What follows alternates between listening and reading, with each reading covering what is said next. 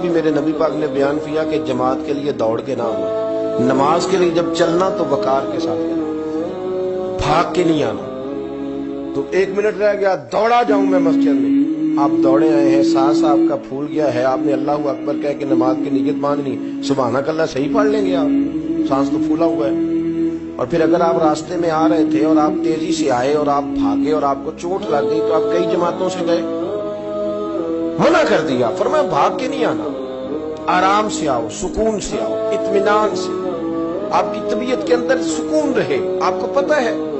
کہ منزل انشاءاللہ ملے گی، نکل گئے ہیں تو اللہ اس کا اجر بھی عطا کرے گا۔ آپ کی نیت تھی کہ مجھے جماعت سے ملنا ہے، کسی وجہ سے رہ گئے تو اللہ ثواب دینے والا ہے،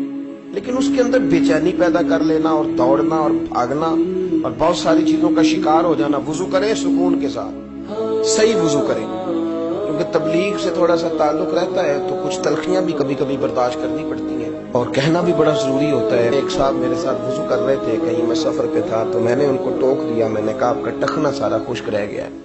تو چونکہ وہ ان کا چہرہ مورا بتاتا تھا کہ کوئی امیر آدمی ہے یا کسی بھی لحاظ سے کوئی درجہ رکھتا ہے، تو مجھے کہنے لگا مولوی صاحب نماز آپ نے قبول کرنی کہ اللہ نے؟ کتنی عجیب بات ہے۔ میں نے انہیں کہا جی قبول اللہ نے کرنی ہے، پر اللہ نے شرطیں بیان کی ہیں قبول کرنی۔ آپ درزی کے پاس گئے، آپ نے درزی کو کہا میرا ماپ لے لو، شرط لگائی کہ اس ماپ کا کرتا ہو، اس ماپ کا میرا پاجامہ ہو، اس ماپ کے میرے بازو ہو، شرط لگا کے آئے آپ۔ تو اگر اس نے غلط ماپ کا سی دیا تو قبول کر لیتے ہو؟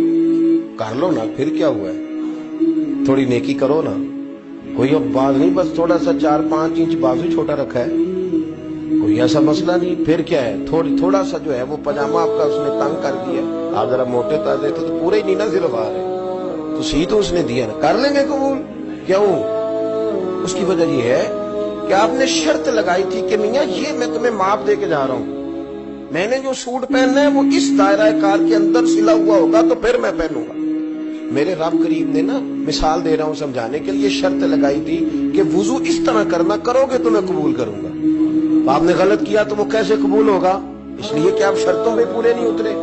تو ہم بجائے بات سمجھنے کے تلخی کرتے ہیں، آزمائش میں مبتلا ہو جاتے ہیں، اور یقین کریں کہ پھر وہ چونکہ ہم جلد باز ہیں، آوازار ہیں، پریشان ہیں، تو ایسے سخت جملے کہتے ہیں۔ میں تو اللہ تعالیٰ کے فضل سے کئی دفعہ ہنستا ہوں سخت باتوں، اور میرا تو ذہنی طور پر یہ ذہن بن گیا، میں کہتا ہوں یہ پریشان آیا تھا بیچارہ گھر سے، کسی تکلیف میں مبتلا تھا، بات کوئی اور تھی، تو چلو کوئی نہیں، کسی اور جگہ اگر غصہ نکال کے چلا گیا تو ٹھنڈا تو ہو ہی گیا، کسی اور سے تو نہ لڑے گا۔ تلخی نہ مزاجوں میں لائیں، اطمینان، سکون، وقار۔ اور میں آپ کو بتاؤں، جو والد ہے، جو باپ ہے، جو بڑا ہے، جو گھر کا بڑا ہے، اگر اس کے مزاج میں جلد بازی ہو، ماں ہو یا باپ ہو، آپ یقین کریں بچے بیچارے آزمائش میں آ جاتے۔ سارے دکھ ماں باپ کے نہیں ہیں، کچھ بچوں کے بھی، بچے آزمائش میں آ جاتے۔ یار بابا جی سنتے ہی نہیں، ہر بات میں جلدی ہی نہیں، یہ تلخ ہے، یہ کہتے ہیں میں نے کہہ دیا تھا، ہوا کیوں نہیں؟ اولاد پریشان ہو جاتی، اور بچے کہتے ہیں کہ مطلب کدھر جائیں، آپ کس سے کہیں، سخت بولتے ہیں اور اتنی سخت بات کرتے ہیں۔ وہ بھائی ذرا ٹھہریں آپ، ٹھیک ہے بات اس میں کہ بچوں کو آپ نے آرڈر کیا تھا تو آپ کا اس وقت بڑا درجہ تھا، آپ کے حکم پہ فوراً جو ہے وہ ہاں کرنی چاہیے تھی، پر وہ انسان ہی ہے، مشین تو نہیں نا، وقت تو لگتا ہے۔ اور یہی حال بہت سارے نوجوانوں کا ہے، وہ کہتے ہیں ابا جی آپ کو ڈھنگ کا کام کرنا چاہیے تھا، دیکھیں میں کتنا پیچھے رہ گیا ہوں۔ اپنی طبیعت کی تلخی نے آپ نے دوسروں کے دل چیر کے رکھ دیے، آپ نے کسی کے جذبے کا خیال ہی نہیں کیا، کوئی احساس ہی نہیں پیدا ہوا، آپ نے دیکھا ہی نہیں کتنے لوگ آپ کی وجہ سے آزمائش میں آ گئے،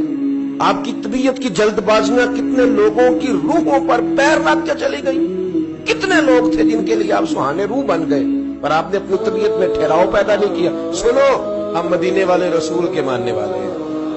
حضرت عائشہ صدیقہ کہتی ہیں قربان جاؤں نبی پاک پہ، حضور بات کرتے تو اتنی ٹھہر ٹھہر کے کرتے، اتنی ٹھہر ٹھہر کے